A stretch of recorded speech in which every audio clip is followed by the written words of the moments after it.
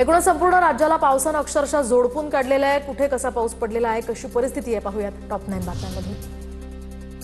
अहिल्यानगरमध्ये दसऱ्याच्या तोंडावरच हाताशी आलेलं झेंडू पीक पाण्याखाली। 2 दिवसांनी बाजारात जाणारा हा झेंडू पूर्णपणे पाण्यात।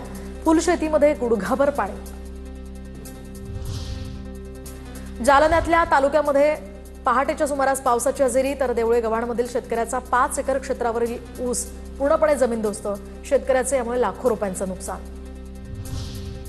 छत्रपती संभाजीनगरच्या कन्नड तालुक्यातल्या शिवना नदीला पूर, तर शिवना नदीचं पाणी भोकन गावामध्ये शिरलं। या गावाला नदीच्या पुराचा वेढा।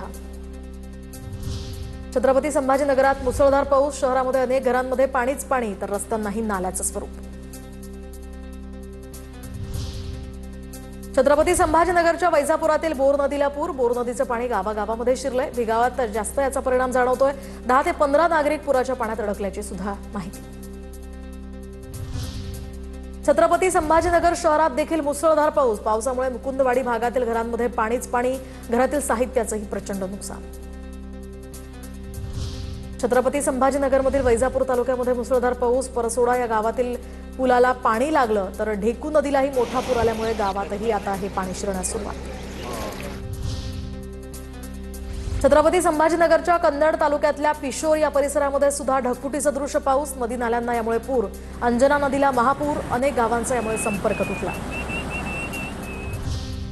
छत्रपती संभाजीनगर जिल्ह्यातल्या वैजापूर तालुक्यातल्या भिवगावात पाणी शिरलंय। एनडीआरएफची टीम आता घटनास्थळी दाखल। 12 जणांना आतापर्यंत रेस्क्यू केल्याची माहिती।